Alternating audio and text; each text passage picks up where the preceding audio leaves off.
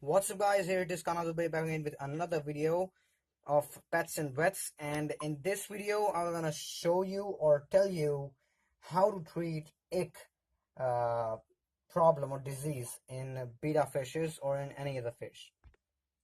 Okay, so as you know that these are the tropical fishes or the fishes which belong to tropical regions over in the South Asia side and other side.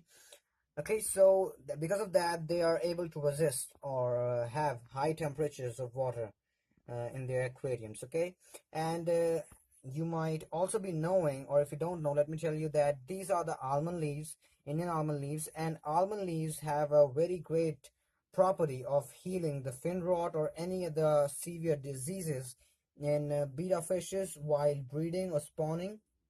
Now, since the breeding or spawning process is a stressful process, it stresses the fish up.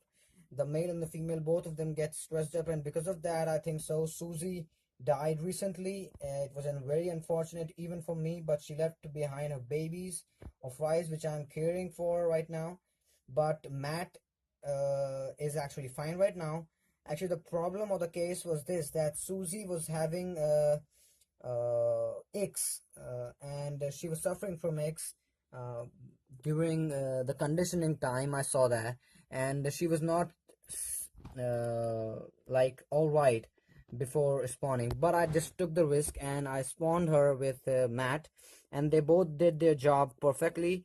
But unfortunately, that disease was carried over by Matt, and Matt got that disease. It was ick, and along with that ick, since the whole process of caring fries is a really very stressful process for the male, in my case Matt, he actually also started to show symptoms of fin rot. Okay, but I knew that I will be able to treat it. That's why I just let him just care for his fries.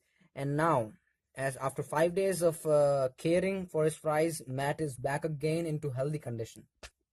Now, this was just to let you know about the info that breeding is an actually very stressful process.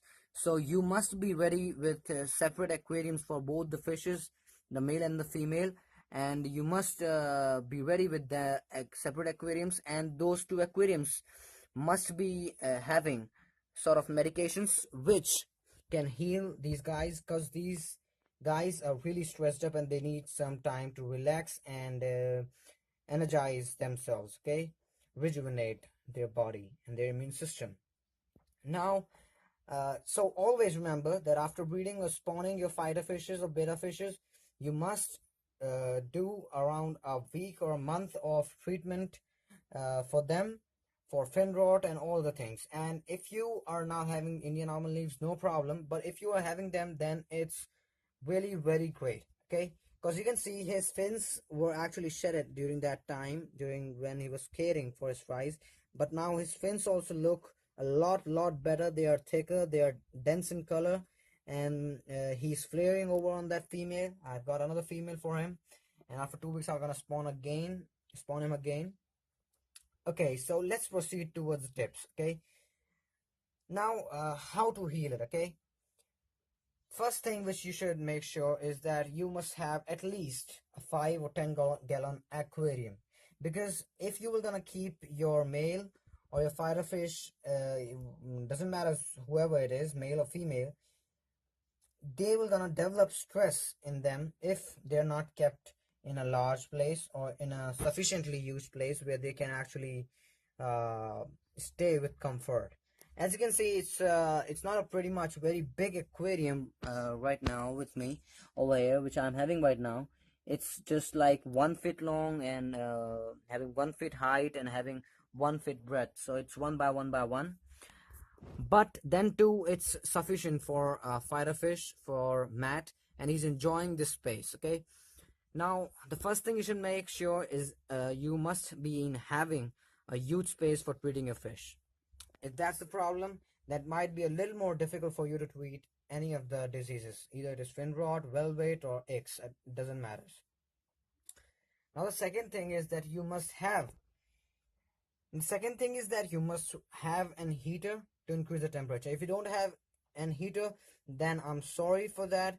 You will not gonna be able to treat any of the diseases of fire, okay? Because low temperatures usually encourage the growth of the bacteria, the viruses, or the parasital growth is actually encouraged due to that low temperature of water. So you must make sure, and it's a compulsory thing, the heater is required, okay?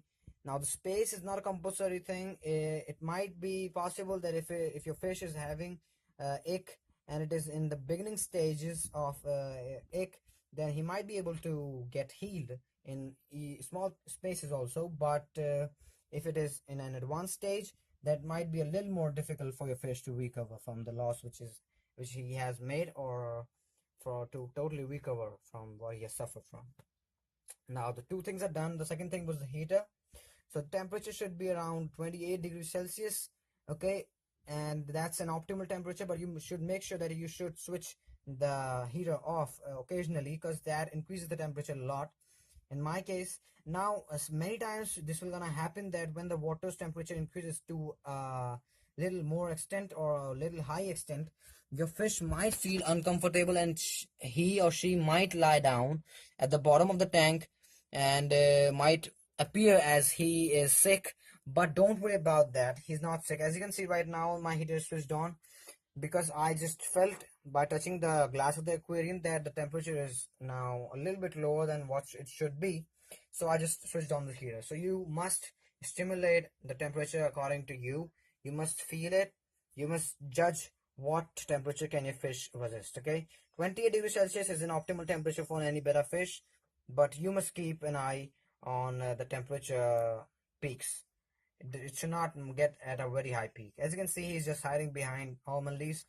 They actually make them happy. These leaves, they give them natural surrounding, natural environment. They give them a feeling that they are living in a natural condition. That's why Indian almond leaves are also a great thing to have in your aquarium. Also, these leaves over here, they have antibacterial properties, they have antiparasitical properties, they help in curing fin rot. And whenever you breed or spawn your fishes, your betta fishes, your fighter fishes, you must make sure that you have almond leaves, because they help to prevent diseases from the flies also, and from the couple also. They don't let the parasites get on them, and they just keep them healthy and make them happy. Now the third thing which you're gonna need to treat the ick parasite is the methylene blue. Now let me tell you, methylene blue is actually a little expensive than what we think. Okay, so since it is expensive, I have got something else for you guys, which is I don't know if it is available in your region or in your country, in your area, in the LFSs near you, but this medicine, that's Ridol's anti, let me just focus it up a bit. Yes, Ridol's anti-ick medicine. This is specially meant for treating ick parasite in around 24 hours. You can just take a look over the directions. I'm not gonna read them up. They can cure icks for many fishes, and only a 3 to 4 drops is required in this much amount of water. I think so. It's around 5 gallons of water. So I don't know exact measurement, but I think so. So I use only 4 drops of this medicine, and that's a little very less, and it's gonna go over for around 2 or 3 months easily if you are treating a fish with a severe ick attack. So this medicine is needed as a compulsory thing. Okay, just use around 3 to 4 drops of this medicine in your aquarium for around 2 days, and the ick will gonna get completely removed from your fish. You're gonna not gonna see even a single white dot or grain like thing on your fish. Okay, uh, I just increase the temperature and use this medicine. And the fourth and the last thing which is needed is the rock salt or the aquarium salt. Now, near me, I have general stores. Okay, you might also be having general stores over there in your area, but it's rare for other areas that they might be selling these sort of packets of rock salt. Now, this is the rock salt over here. I'm having it in a packet form. It is packaged in a packet. I'm gonna just increase the exposure a bit. Okay, that's it. Now, these are in crystallized form. They are not actually in powdered form. So, You're gonna use around 4 to 5 crystals or around 7 crystals, depending on the aquarium size and the amount of water you are having in your aquarium. And you just dissolve it first in a glass of water. Just dissolve the salt crystals, the rock salt crystals, and then just pour them up in the aquarium. Now, what is the role of salt is actually it has very nice properties of preventing diseases and removing them from your fish's skin scales. It also helps you in increasing the pace at which the healing process goes on. What it means is that if it takes around 24 hours to heal your fish, then if you were using aquarium salt, it's gonna take just 12 hours, just half the time of what it was taking without aquarium salt. So it actually speeds up the process of healing for your fishes in any case, either it is fin rot, velvet, or any other case. Okay, so these four things, if you want to use these four things, you're gonna treat it out forever from your aquarium. But you should make sure that you must change the water after you are able to see that your fish is totally treated. I'm gonna change the water tomorrow positively, and after changing the water you have to give again the same treatment.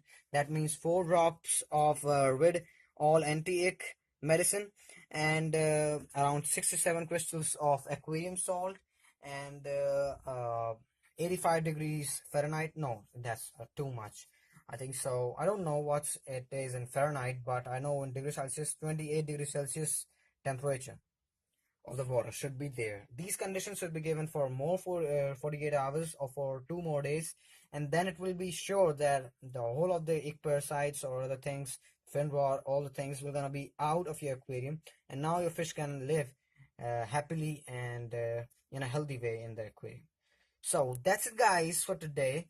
In this video I told you how you can treat ick. I told you about little about Matt and Susie. I'm sorry it took a long time for the video, but I wanted to share my emotions. I felt really bad because of Susie's death. Okay, let's leave it. But that's okay. It happens. She was a little bit stressed, and she was also nipped already before I brought her.